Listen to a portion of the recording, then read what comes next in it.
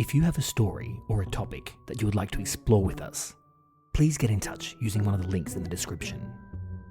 We are recording interviews now.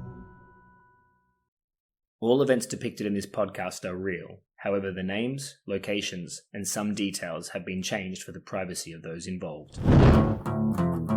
Hello and welcome to Walking on Eggshells with an Emotional Vampire, a podcast that above all things is about family.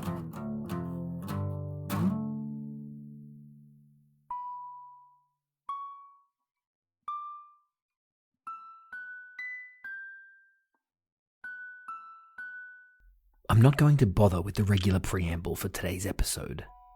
We have a very cool guest today with a very interesting story.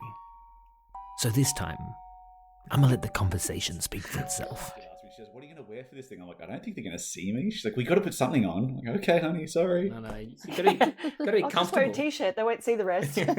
Yeah. I love it. All right, I've got a really important question for you, Isaac, to start with. So, Shoot. Your name is. I've been trying to work out what the exact pronunciation is because it's Curgenven, but it could be like Curgenven or Curgenven. Look, if I'm honest, I'm not 100% sure. Okay. I believe it's Curgenven, in Australia anyway. It's originally from Cornwall. And when I've done the Google Translate, it comes out totally differently. So I've never actually heard it pronounced properly. So in Australia, I've just broken into 3 syllables and just gone Curgenven. And that's always seemed to work for me. It's funny, I didn't actually even contemplate Gen. I was Jen, just Curgenven, but Curgenven. Most people do. Yeah, no sweat at all. Look, I've got called a lot worse. So yeah, that's fine. Nice. And you're using your real name. Yes. And so I've tried to memorize your pseudonyms. Yes.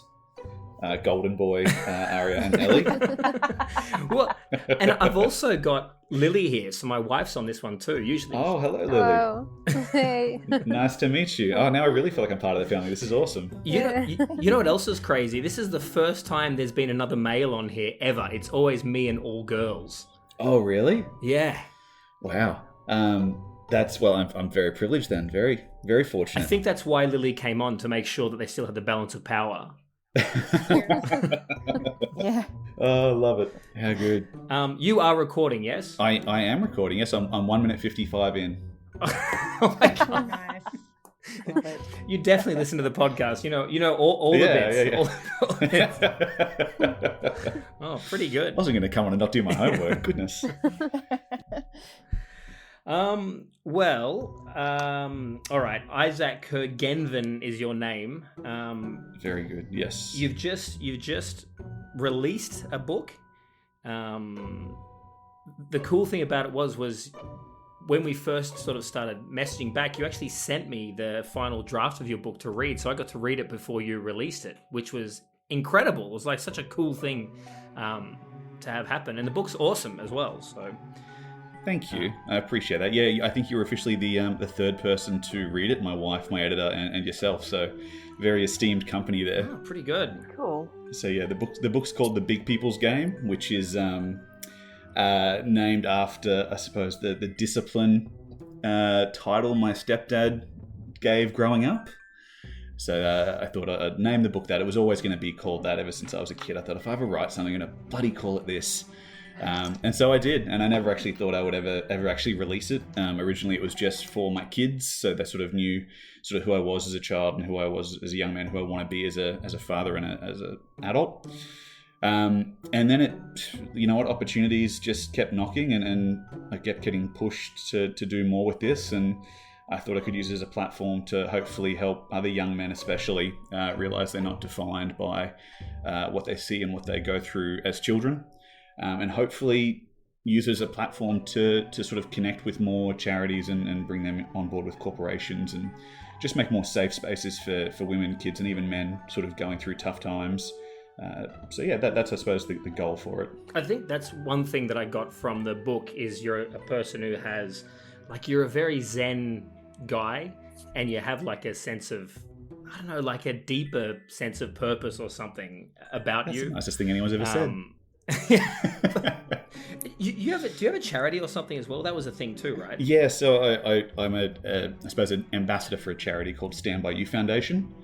How that came to be was about 6 years ago. I got introduced to the charity founder, Chris Boyle, and I pitched him this idea. I said, Chris, I've got this dream that when I was a kid, the only safe space for me growing up was really inside shopping centres. And it's the only place me and my mum felt comfortable to be, and we could sort of go and seek help. And we knew that if there was ever a scene, it wouldn't be done in public because there was always a happy family facade that was being kept up. So I pitched him this idea that how good would it be if you could bring multiple services together under one roof inside a shopping centre where, people just naturally go. No one knows whether you're there to go shopping or, pick up some school supplies, or in this case, have a multiple service provider inside of a shopping centre. So women, kids and men could seek help to get out of domestic and family violent relationships. And I suppose the idea started to flow from there. And in about 3 years of sort of trying, we got, I suppose, the first ever concept off the ground called Magnolia Place in a major shopping centre in Helensvale that essentially is a normal shopfront open to anyone and everyone and brings multiple services together so the women aren't running all over town to try to get services from Centrelink to legal aid to protection orders and stuff like that. It brings it all under one roof. It's cool. And the other thing is, so it's called Stand By You? That's the name of the charity group, yes. Did it have anything to do with the movie Stand By Me when you were naming it? Well, I can't take credit for naming it. I came on board after the fact, so I've come on board as an ambassador for the charity, and I fundraise for them and promote for them and do TV shows and stuff like that for them. Because actually, Stand By Me, that movie has a special meaning for me because when I was in my teens, there was a dead body that I went searching for, like from that movie. So, really? Yeah, and I found pieces of the body that was left over after the police took it. Oh my God. That's a whole nother story. Oh, but He's such a weirdo. Yeah, I know. it was and I was doing our work experience for part of school, and I remember, and it was at a motorbike shop, and I heard about it. They were talking about it in the motorbike shop, and then I said, "Can I leave early because I want to go see this dead body?" And they all went like, "You're a weird kid," and then let me go. Yeah, they were the same as well. Yeah. So that is wild. Yeah. So the days before mobile phones, right, where you could be recording that stuff and going viral for That's it. true, right? I never, because I would have for sure taken photos of it, but that time, oh yeah, that was those chunks of dead flesh were just for me to look at, no one else. Oh my God. Selfie. That's wrong.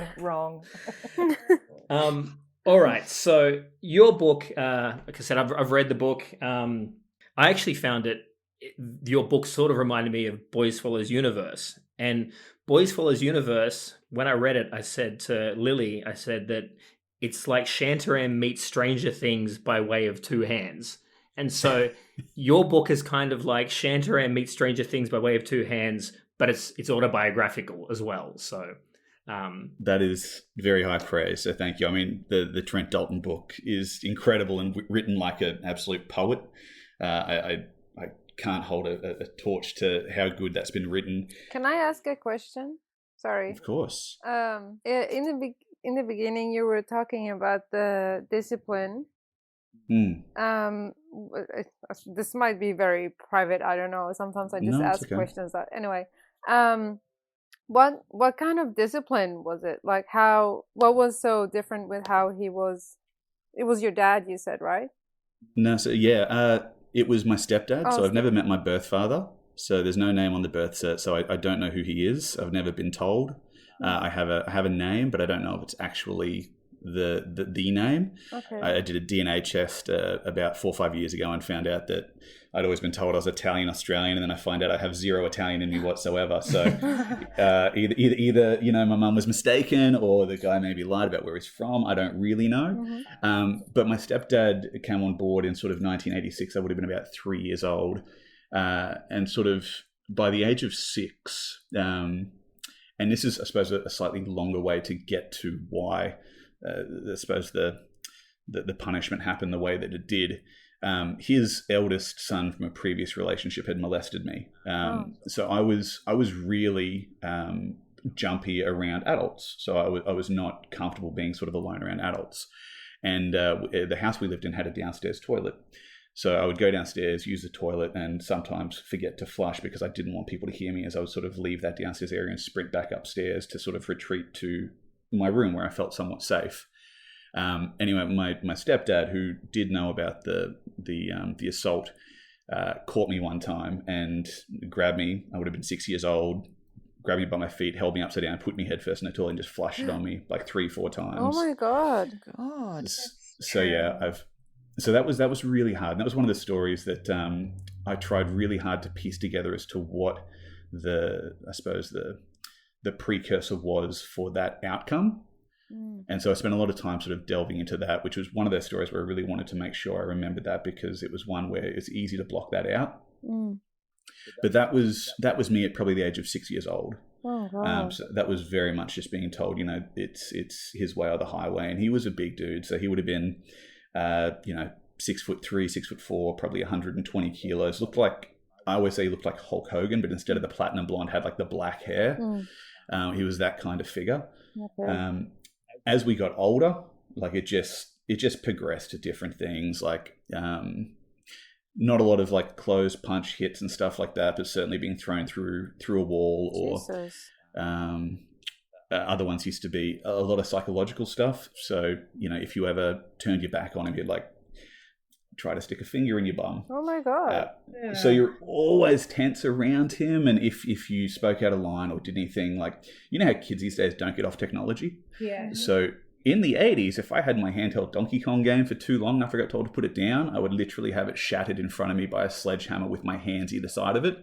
And I think part of him was hoping I tried to steal the game back before the sledgehammer hit it. But I never did. I was always too smart for that. But I'll never forget like the button batteries and plastic shattering everywhere. So he was always very volatile, and he liked making big scenes and productions in anything that he did, good and bad. That's horrible.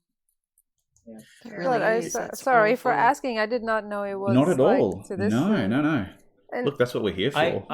Sorry, go, Lily. do you think that? So you said that it was your stepbrother who molested you. Yeah. So do you think that, or maybe like, so this just comes from me and Lucas watching a lot of shows and listening to podcasts and stuff. But do you think that something happened to him and then that's why he did that to you? Yeah, and look, I don't go into it in the book just because I try to keep the book as honest about my story as possible, because I suppose his story is not mine to really share. But my understanding is that he had a really rough childhood as well. His dad, my stepdad, wasn't any easier on him. If anything, he was more extreme. Okay. So I think he went through some really hard times. After that incident, he sort of went away. In about 1990, he went to jail for a while for unrelated matters. And then I never really saw him too much after that.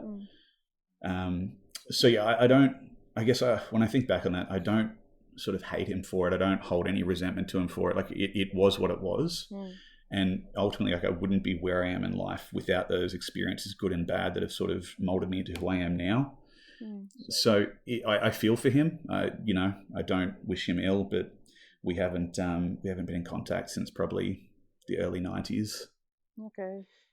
So the stepdad plays a huge part in the book. Obviously, he's and he's a huge character, someone that you can picture in a movie. Like someone famous could definitely play that character. And he's that hyper masculine thing. A lot of the abuse in there, it takes the form of, it's almost like he's treating you like he's a coach or something. Is what I got from it. Who's training you super hard. To do crazy. Be crazy fit, and then I think the diet and things like that. Really good way to put it. Yeah, really, really good frame up. I guess that's spot on. I think part of it was motivation, part of it was madness. Look, the results worked. Like, I guess to an extent, I became very resilient. I became very strong. I became very good at basketball, which was my one outlet that I had that always kept me on the straight and narrow. It always kept me with positive intent. So I never turned to drugs or alcohol or anything destructive behaviors. For me, my escape was getting out of the house as long as possible to play sports. And for me, that was basketball. So I think he will always take a lot of credit for my success. And while I never went pro, at my peak, I played in the US back in 2001, auditioning for high school scholarships and university scholarships. and came back and played in the level below the NBL, which for me was great. Like my goal growing up was to play basketball in the US. I was able to tick that off, and maybe not as prolific as the NBA or even the NCAA, but still pretty awesome to be able to say a kid from Brisbane at the time was able to do those things. Did you? So you there's bits where you talk about like exactly what you said, how the stuff he did, the way he trained you, it actually worked. You did become really good at sports from it. Is that strange for you? Do you just feel that? I don't know. It's hard for me to explain. I know what you mean. That's like a double-edged sword, right? It is. That's it. As bad as it could be, it was pretty good in some ways as well. And that's one thing about the book. Like, as much as yes, I highlight some of the big things that happen. Like, it's not all bad. Like, a lot of my childhood was really good. And when I've sort of reviewed it, I've actually become really nostalgic and looking back on it, going, "Oh, this actually had some really good times." And I guess his methods, while certainly unique, it worked for me, and for me, I guess it gave me a reason to be out of the house and gave me a reason to throw myself into sport. So it's hard because when I look back on it, I guess I don't feel anger towards, I suppose, him or anything that sort of we went through. But I see as a dad now, I'm like, I can't do that to my kids.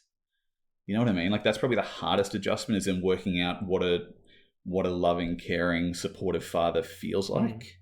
And how they do that. So every day I'm a dad, and I've got 3 kids, currently 15, 13, and 9. So every day as a dad, it's like a new experience, because I've never seen this before. I've never, had this role model before. So for me, it's all so brand new.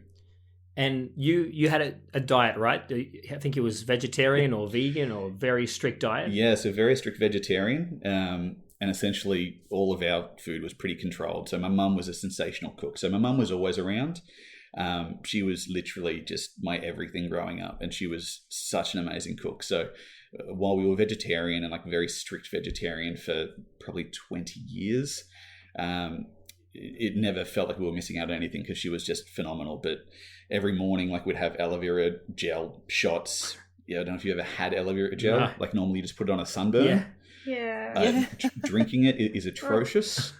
It's supposed to be really good for you, but it's something that I can never get that taste and texture out of my mind.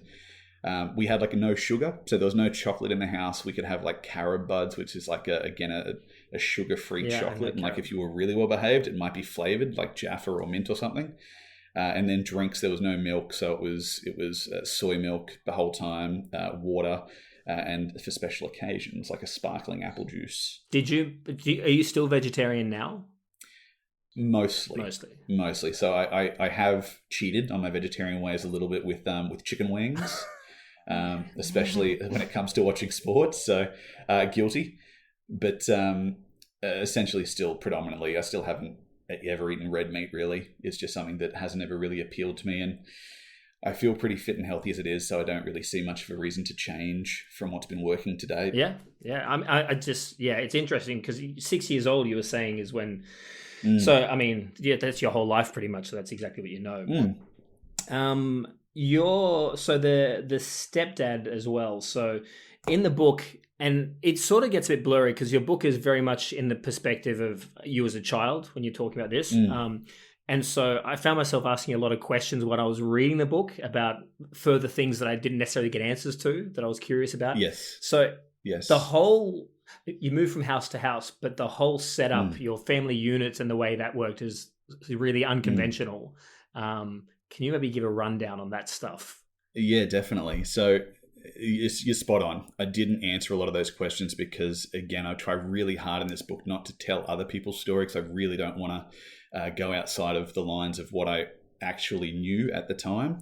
And while, more stuff's come to light since I've got older, I still try to maintain a really confidentiality with other things that people have gone through to sort of keep me where I am today and support me to get through life to date. So essentially, as I said before, no birth father. I had 2 stepdads growing up. The main one was the one that the book is predominantly about. He was around from like 1986 to 2000. He was previously married and had 2 kids.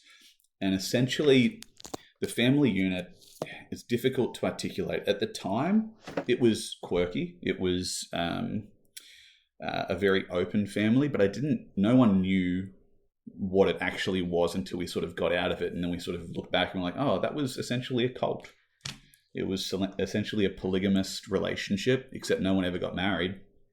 And at any time we had between 3 to 6 women living in a house with us and another, 2 to 5 kids.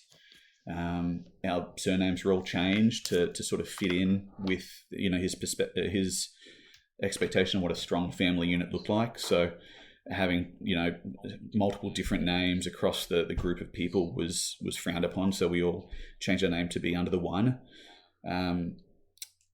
Essentially, he exploited the older women that were in the group. The group was called the Family, which ironically is what the famous cult, the Family, was called. In Australia in the sort of the 60s. Yeah. So it was openly called the Family, but we never saw it as a cult. It wasn't until we left, and when everything sort of broke up in 2000, that we also went looking for answers and realized it was a really controlling spiritual awakening.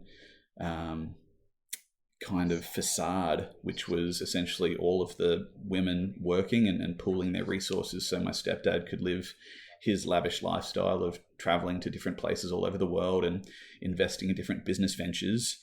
And essentially they all left with nothing, barely the car that they had from, the 70s or 80s.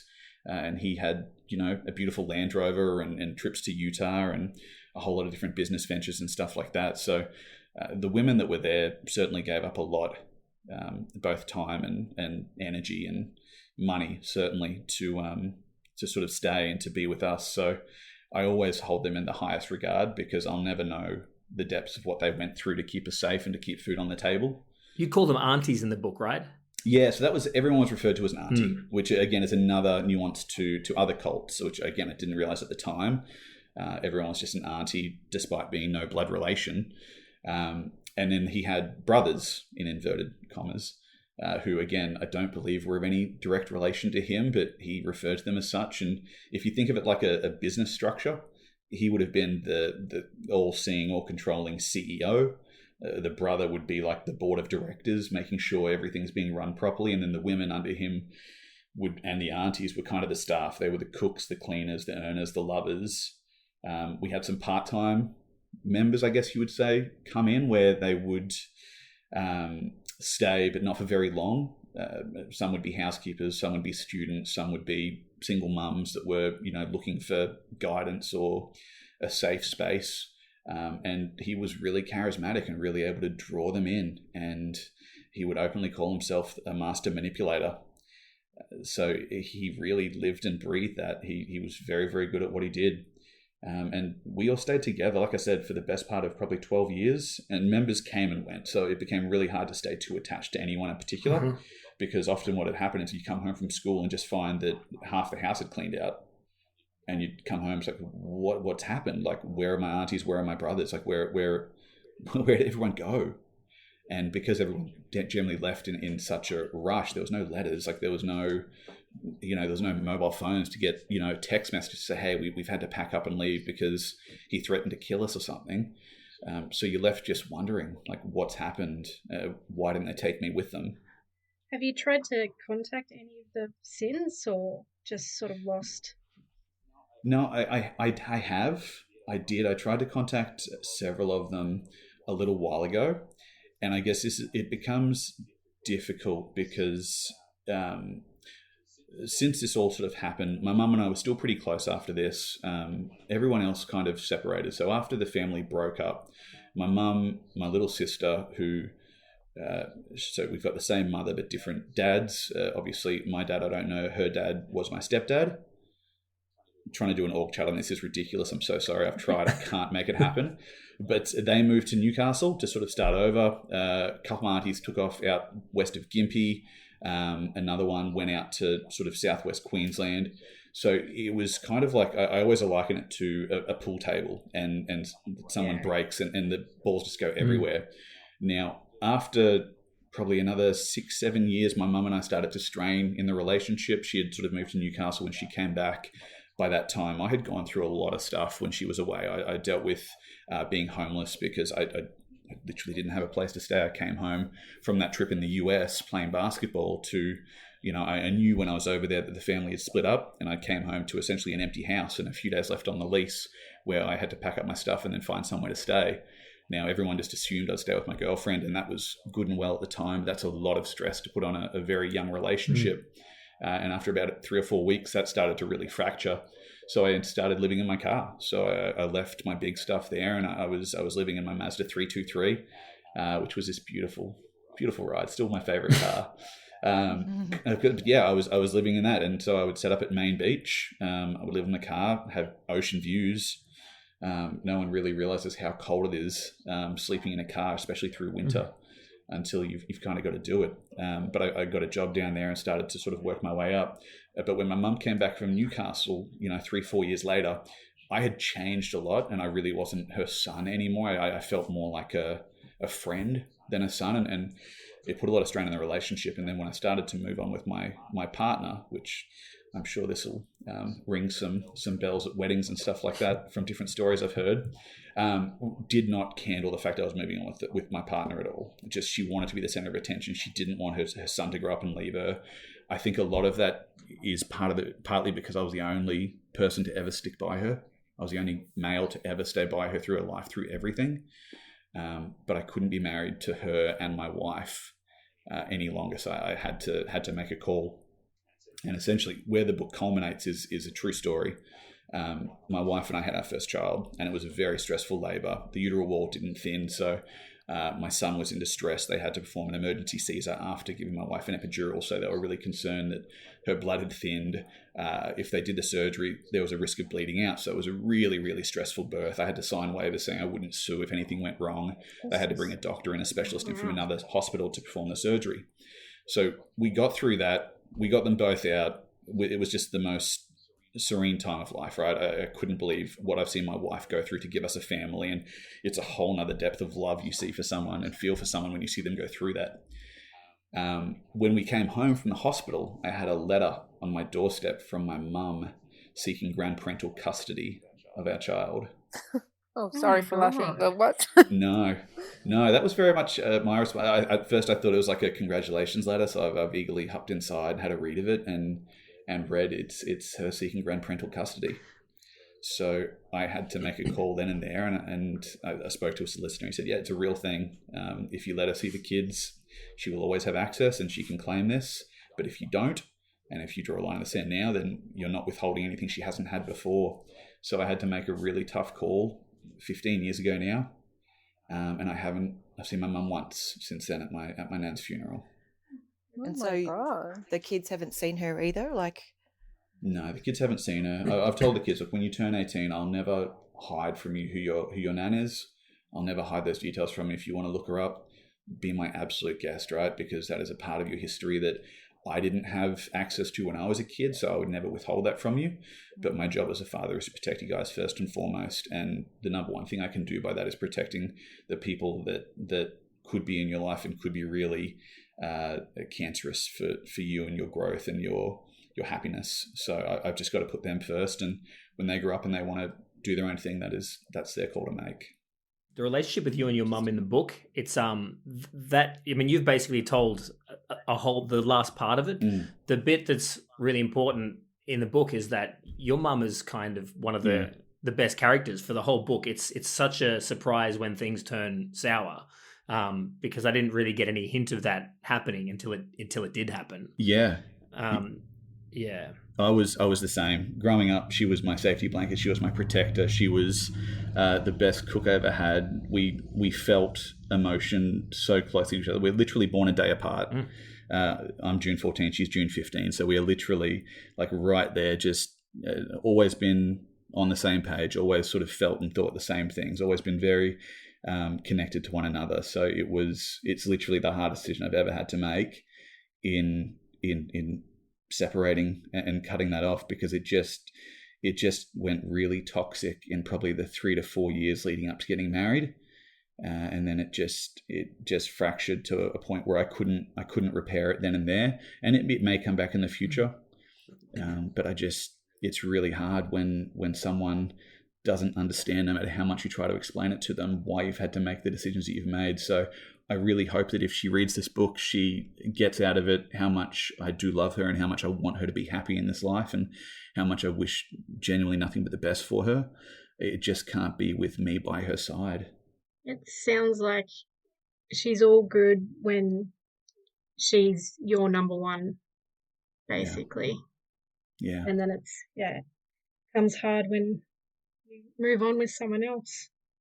Yeah, and it was a pattern that I saw emerging like earlier in the piece. Like when I was going through high school, I had girlfriends telling me that, hey, I think your mum's trying to come between us. And I'm like, listen, no one's giving me an ultimatum between mum and them, right? Like I'm going to side with mum every time. And then after about the third time, I started to go, maybe they're onto something here.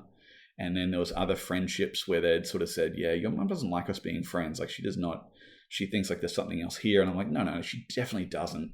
And sort of the more I found out, the more we'd sort of, spoke about it, the more I was like, oh, actually there's something here. Like I'm going to struggle having any kind of material relationship with my mum still here because she is commanding so much of my attention, so much of my time, so much of my focus that it's really difficult. Yeah. I have 2 questions. Yeah. So, first one, I might have missed it, but how long did it take you to realize, like, or just understand your mom's behavior to kind of, back off a bit, or like, not back off, like to kind of push her away, like? Yeah. Yeah. How long did that take you to realize, or like at what age was it that you were like, okay, this is you're taking notes, Yeah. Lily. We're gonna work out what we're gonna do. Yeah, look, it was a really sudden decision. I was fighting for it the whole way because I thought, we're going to get through this. We always do. Like we've been through a roller coaster with the wedding, roller coaster through childbirth. Like we knew it was going to come good, and it was one of those things where if that letter wasn't there on my doorstep when we got home from the hospital, Mum would probably still be in my life today. But I had to make a decision for what was best for my kids and my family, and it was a really, really tough decision, but it was the only one I could make and still maintain the family that I wanted with a wife and kids and, a house and all the stability, all these things I didn't have growing up. I really had one shot at that. And unfortunately, the collateral damage on that was Mum. Yeah. And she did it to herself. That letter's insane. Yeah. Yeah, and she'll always claim the letter was like coerced and it was forced by someone else to make her write it, and that may be true. Like I'll never know, but it was in her handwriting, and the solicitor was really clear with his advice, and again, really fortunate. I took the time and had the people around me to get that advice. But yeah, it's always going to be something that I feel deeply sad for making that decision, but then I also know that it was the only right decision to make. Yeah, well, it sounds like it was the right decision. Yeah. Thanks. As hard as it is, sounds like you made the right choice. Yeah. If it wasn't that, it probably would have been something else further down the line anyway. Yeah, that's it, right? I'm sure that's it. And I look around at sort of the people that, were there with us through this, and I think a lot of them look at the life that I've been able to build, and they kind of go, that's what I want. You know what I mean? I want the house. I want the job. I want the kids. I want that. I want that stability. And a lot of them who are still involved with my mum and sort of other people from sort of that family unit growing up, they don't have that because it's just never been something that they've been able to access. It's always been very transient. It's always been very chaotic. It's always been a lot of moves. And I think it takes a lot to break out of that cycle. And I guess if there's one thing I hope this book does, it's help people, especially young men, break out of that cycle. What does your wife, when you met her and she became a part of your life and all of that, like what was her view of it? Or like what did she think about your mom and like, and what does she think about her today? I don't know if I can say on the podcast what she thinks about her today, Okay. but certainly at the time, it was, everyone's got quirky family, right? So it was never anything that was destructive. It was never anything that was, there wasn't a lot of friction. You know what I mean? Like when we first got together, it was very opening, very warm. Mum's always a very warm person. But yeah, like again, it was really unexpected. Like it got stressful around the wedding times. I think everyone does to some extent, but even after the wedding, like we said, look, we just need a break because the wedding's been stressful. Having, to re-invite your partner multiple times has been stressful. You making a drunken speech at the wedding was stressful. There's a lot of stressful things that happen. We just need a break. We just need a little time to detox. We're going on honeymoon. We'll sort of catch up when we get back.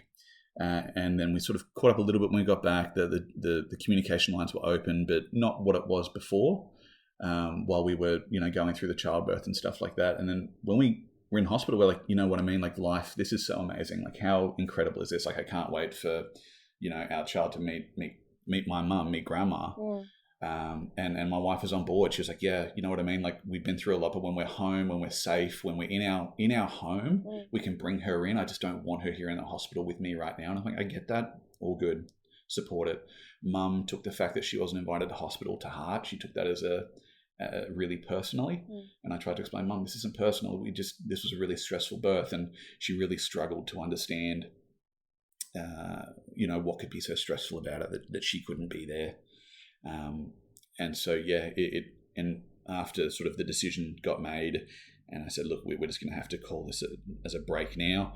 It just got really, really volatile and sort of the different personalities, I guess you would say, sort of emerged. And, sometimes it would just be loving and really somber emails and messages. And other times it'd be like, I should have had an abortion. Wow. And it's like, you can't go to those two extremes and expect stuff to be cool afterwards. Like you can't take back something that you'd say.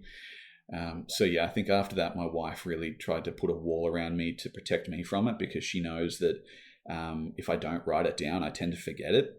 And I tend to forgive because for me, like if I held on to everything that I've sort of been through in life, I don't think I'd still be here today. So letting go of it's always been such a big thing for me.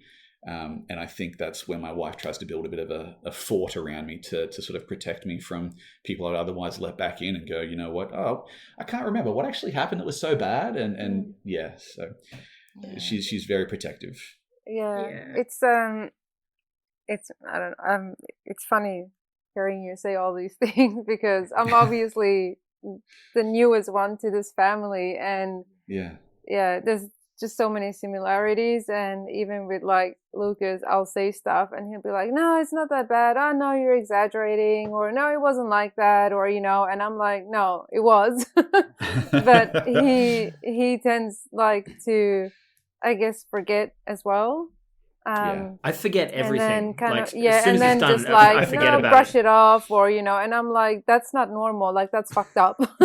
And that's why I love listening to the podcast. I think between the four of you guys, it's like I feel like I'm at a family dinner sitting around the table, and I feel so much like you and my wife would get on so well because you guys are so similar. And then me and Lucas sort of get on so well because we're so similar. And I love the sort of the Ari and Ellie sort of coming in. I feel like I'm part of a family here. I love it. I absolutely love it. Yeah. The thing that I've found was when I'd have a new relationship, I wouldn't involve the parents, and I'd sort of say to the girlfriend or Lily, and I'd say, the parents they're a bit fucked up, it's pretty bad. But they'd always be like, you're exaggerating. And then they'd meet them and they'd be really charismatic on their best behavior. And they'll be like, oh, they're great. There's nothing wrong with them. They're completely fine. And then over the course of the next few months, they would realize, and then it would completely flip. The mask comes down. Yeah, right? Yeah. So I don't think I never exposed anyone to knowingly to my stepdad. Yeah. Because as sort of the book goes into, again, his story is not my story, so I'm really careful not to dive too much into it. There are a lot of allegations around behavior that he conducted in. So I was always really mindful and wary to involve any women or girls around this person. So none of my girlfriends post high school have ever sort of met him. And introducing my mum to them was always a bit fraught because if they didn't gel with my mum straight away, like it was just done. Like if mum's like, no, they are not the one for you. Mum actually set me up on a couple of dates too, and she had good taste. I don't know where she met some of them, but she was a good pick of character. And even my wife now, like we've been together 16 years. Sorry, we've been together 18 years, married for 16. They got on really well at the start also, like really, really well. And it wasn't until I think Mum realised that she was the one for me that it started to devolve. And I think at the same time she was going through relationship struggles with her partner, and she was seeing her sisters and stuff, go through divorces and come out of it with houses and come out of it with money and come out of it with real estate. And she came out of, a long-term relationship with, my stepdad with literally nothing. So I think there was probably a little bit of sour grapes, for lack of better terms, a little bit of bitterness and resentment. And I don't think it was expressed like towards me and towards us. I just think we were a byproduct of what she was going through. With the stepfather, so you said that like there was lots of hooking up with sexual partners and things like that. Was there lots of kids as well, or was that all taken care of like with contraception or whatever it was? Yeah, look, no other kids. My sister was the only one sort of that was his in the relationship. But yeah, at any other time, like I said, there was between sort of 3 to 6 women living with us. Obviously, again, I was really young at the time, so to understand sort of what it all meant and why everyone was like sharing bedrooms and stuff, I didn't really get at the time. It wasn't until I sort of looked back on it, or I got into high school and I'm like, oh, these hang on a sec. How come some people sleep with like 3 people and I can only sleep with 1? Like I don't understand this. And I sort of I realized that sort of what I'd seen growing up wasn't I suppose normal in this culture. And so I did some research and like, oh, it's not polygamy, because in polygamy they get married and it's like an open thing, like everyone's open about it, but this wasn't. This was still very secretive. So I don't know what else to call it, because it's kind of where I was going, because I've been looking at there's all these websites that have, if you go on Google and you say, am I in a cult? I thought you were looking at how to have multiple partners. I'm like, your wife is on this phone call, man. We got to drop and roll. Sounds like a lot of effort. No, there's a lot of things like, am I in a cult? And like there is things like, are there lots of babies being born is one of them. So I thought I'd check and see if there's lots of babies around. But there's no, unfortunately not. I would have loved that. I would have loved to be a big brother. Like I'd love that role. But it's also like super hard when you come home from school and they're gone. Right, when the mums pack up and leave. So there was one auntie who was with us probably 3 different occasions. She had 2 boys, and we were super close because we were together for 18 months at a time. And like I loved that. I loved playing that role. But then to come home and just to find their rooms empty, their stuff gone, cleaned out, like no goodbyes, nothing, and you don't get to see them again. Like that was it. Like they were in or they were out, and it probably went like 3-4 years before I saw them again, and it was just having a heart ripped out coming home from school. Like you just never knew what you were walking into any day coming home. Did your sister read the book? She hasn't yet. She knows about it. I've spoken to her about it. We obviously have very different perceptions on who these people were because we have different relationships. Now, I've told her, and she's actually helped me with some of the stories, which was great. I asked her, I said, listen, this is what I'm doing. This is why I'm doing it. Do you have any stories you would like to share with me and see if it triggers any memories I might have suppressed or just forgotten? And so she sent me a half a dozen, and a few of them made it. And I'm like, oh, I remember that. I forgot to put that in. And it's crazy because like if I didn't get forced to stop, I would still be writing little stories in, and like I could go on forever with these different things that just like trigger in my mind. I'm like, oh, what about that? Yeah. And I go running back. I'm like, no, it's in there. It's okay. I captured that, or I've forgotten. It's too late. It's gone. Let it go. So look, she knows about it. We've had a couple of calls about it. I'm sure. I really hope she takes it with how it's intended, and it's not intended to sort of slam anyone. It's intended to be a story about resilience and a story about, what we went through as kids together, because she was with me through a lot of this. And while we were treated differently because we had different dads, certainly I still will always see her as my little sister, and nothing will change that. So I trust that she sees that she's been portrayed with love and with caring and kindness as she sort of reads it. And anyone who reads the book, it is uplifting. Your whole thing is uplifting the whole story. So it doesn't wallow in the negative stuff at all. Thank you. Which I think when I first heard bits and pieces of your story and you sent the draft through, I was expecting it to be that, and so it was actually a completely different tone to what I expected. Well, thank you. But to get into the negative stuff, I do have another question. There's one part in the book where you talk about effects it had on you, you're growing up, and you said that you used to knock yourself out. But you don't give any other details. Did I read that right? I was trying to work out what that meant exactly. Yeah. Not healthy at all. I don't recommend this. Is it possible? I didn't even know you could do that. Yeah. Look, just because the emotional pain for me was really difficult. I could take the physical pain. Like the physical pain wasn't a problem, but the emotional pain I really struggled to deal with. And so I found that self-harm by essentially either running into something at a very fast pace or slamming my head into tiles on a floor or something like that would often do the trick just to knock me out for a little while. And what I would find is that when I came to, the fight would be over, and the emotions were had sort of surpassed, and it was more so a caring environment. And I look back on that now and I'm like, that was really controlling and manipulative behavior on my part. Like that was a shit thing to do, not just to me personally and for my health, but for my partner's health. Like that's a horrible thing to put someone else through. So I look back on that now with a bit of regret, and that's probably why I don't go into it too much, because it's a really dark time and something I'm actually pretty ashamed of, if I'm honest.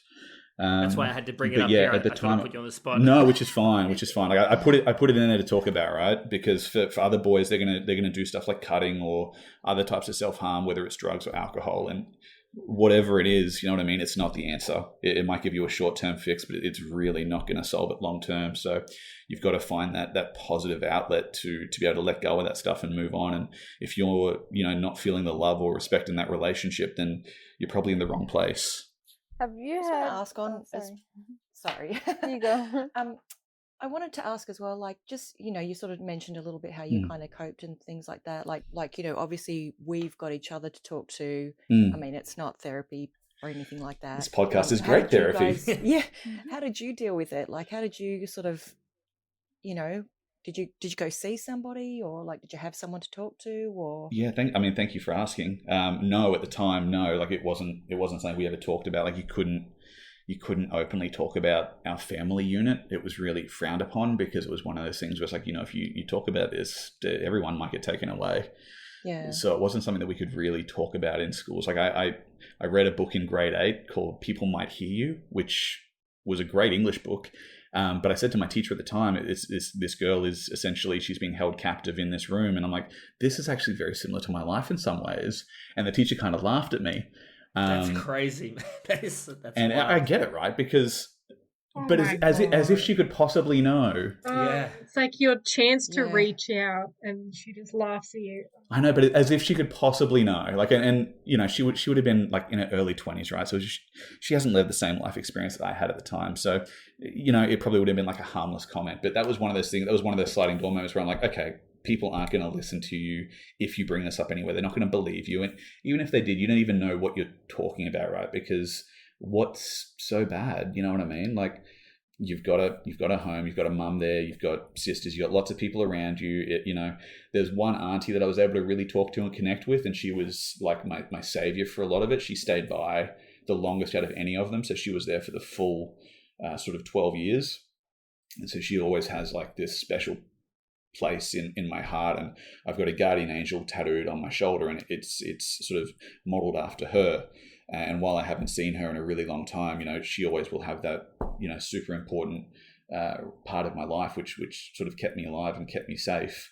So it wasn't until probably 7-8 years ago I noticed some sort of destructive behavior coming back into my life, and some things that were triggering me. I'm like, why am I doing this? Like, why am I jeopardizing everything I've worked so hard for? And I want to get some counseling done. And that was the first time that I really ever opened up to someone about everything. And they suggested starting to take a journal on it and starting to write it down. And so I did that. I used it a lot. I used it sort of once a month for probably the best part of a year, and kept going back and just kept opening up. And that was where, the first person ever said, oh, so you're in a cult? And I'm like, no, I just had a lot of aunties living with me, and they weren't really aunties, but not a cult. And then another time, like, oh, so you were homeless? I'm like, no, I was living in my car. That's not homeless. I had a car to live in. They're like, yeah, that's called homelessness. I'm like, look, you tomato. So it was interesting. So it really helped me put titles on a lot of what I've gone through. And I listening to your episodes, I know you guys have tried to put titles on sort of the behavioral patterns that you had seen from parents. And that's something where I haven't tried that, because I guess I don't know if that's going to make it any easier. It didn't change anything for me when we did it. I thought it would more. The only thing it did was it made me feel comfortable with lying to the parents about things. And I don't know if that's good or bad. You got to protect yourself. Yeah. You got to protect yourself first, right? I have no issues lying now, so. I was pregnant. He's now 7. Please meet my son. Yeah, we've got our kid now, and that was a real possibility at one point. But she knows better now. So. In the children protection program, just no one knows where he is. It's great.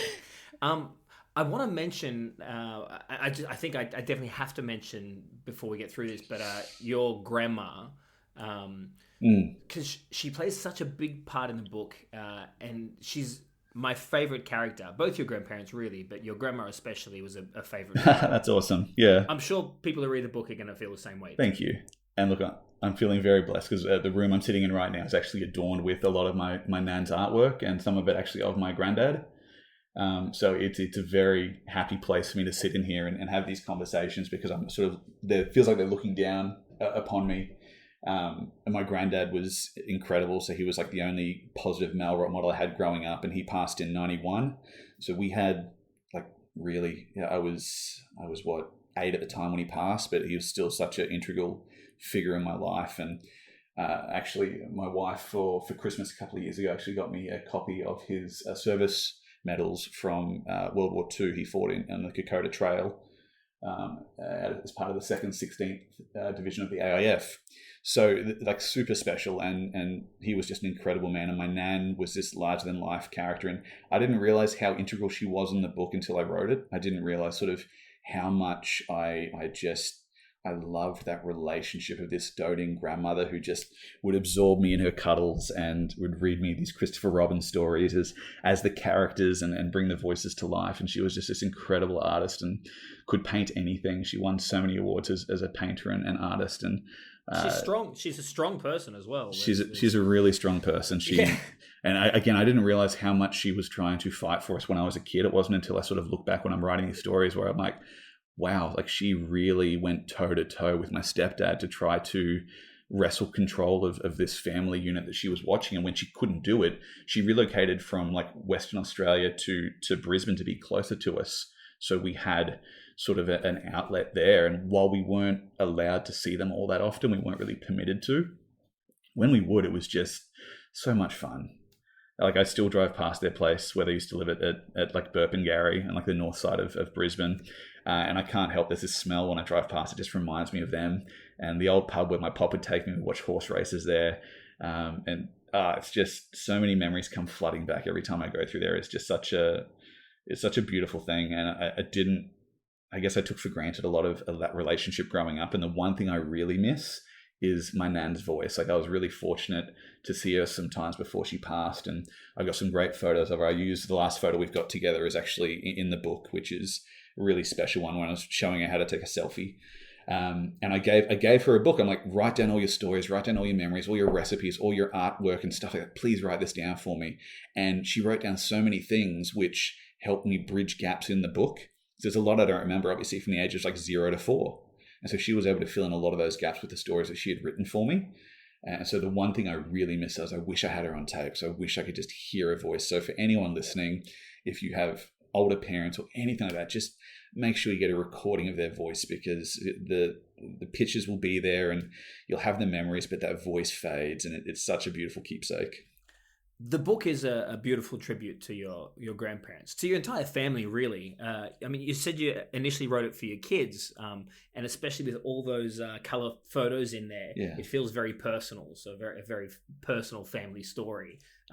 But I read it. I got a lot from it as well. I think other people will too. But it definitely feels very personal. And strangely enough, it also feels like the Guardians of the Galaxy. Do you know why I'm saying that? Yeah, I do. Yeah, I do, and I love it. I love it because it's look at for me. I've always been a really visual and audio. I don't even know what the word is. Audio triggers me. Visuals and audios are sort of how I remember things. So growing up, like I remember places, I remember faces, I remember sounds and songs and stuff like that. So a lot of what's actually helped me place different times of my life in this book are the songs that I remember listening to or singing along to as a kid. So I've tried to insert them into every chapter, one for a bit of fun, and then also it helps me put some timestamps on the chapters as well and work out where I was at the time. And at the end, I've got a Spotify QR playlist. So if you scan the code, it actually takes you to the playlist. And you can actually listen to the songs that each one of them sort of shapes a different part of my life in that book. So they're not curated to be like an epic playlist like Guardians, unfortunately, but it's certainly songs that were meaningful to me at the time, or songs that were certainly a key to my development as a kid. So I'm a big movie guy. I don't know if this comes across in the podcast or not, but there's types of movies called needle drop movies. It means they have like a lot of songs in them. So Guardians of the Galaxy is a needle drop movie. I think that your book is a needle drop book, which is pretty cool. Nice. When I write that down, I'm going to claim that one. Needle drop book. Needle drop. You've covered. I've got notes. I always have notes. You've covered pretty much everything. Most of the stuff I didn't even have to ask. You are a fantastic talker. And very easy to listen to. So thank you. I hope. Yeah, thank you. That's very kind. What about you guys? What about you? Females, you sisters females and wives. females attack. Go. Okay, so I think we've got through everything. What about you, Isaac? Was there anything else you wanted to say before you went? Yeah, cool. Look, the only other thing I'd say, and sorry to give a shameless plug, but the book The Big People's Game is available on Amazon, Booktopia, and all online bookstores. Hopefully be stocked in store in 2025 through Dimmicks and Barnes & Noble for those US listeners. So don't stress too much about that stuff, because at the end of the episode, I'll probably narrate over the top. So it could be happening right now for all I know. But yeah, I'll narrate over the top and I'll give all the information for where the listeners can find the book. And also in the show notes, I'll put links to the charity and all the stuff like that in there. Yeah, sounds great. And so I guess all that's left is just to say a big thank you, my friend, for coming on and being so open and honest. It's been an amazing chat. Thanks so much, guys. Have a lovely night. Cool, thank you. So much. Love to meet you. Bye. Bye. Bye. The Big People's Game by Isaac Curgenven is available from Amazon.com, Dimmicks.com, Booktopia.com, BarnesandNoble.com. Actually, looking at my browser now, it's available everywhere you can buy books. So if you want to read it, and I recommend that you do, just try a Google search. Also, the Stand By You not-for-profit foundation that Isaac mentioned earlier can be found at www.standbyu.org.au. The U in Stand By You is the letter, not the word. And if you do want to visit any of these sites, or maybe donate to Isaac's foundation, I'll put all of these links, as well as the links to the Spotify playlist we talked about, in the show notes. Next time on Walking on Eggshells with an Emotional Vampire. So do you believe that you are a narcissist, or do you believe that's your defining trait? Yeah, I think so. I think so. I'm some sort of a narcissist for sure. But because it's really it's really a weird thing, because I don't feel like I'm a typical narcissist, because I feel like I'm a little bit more aware of my issues.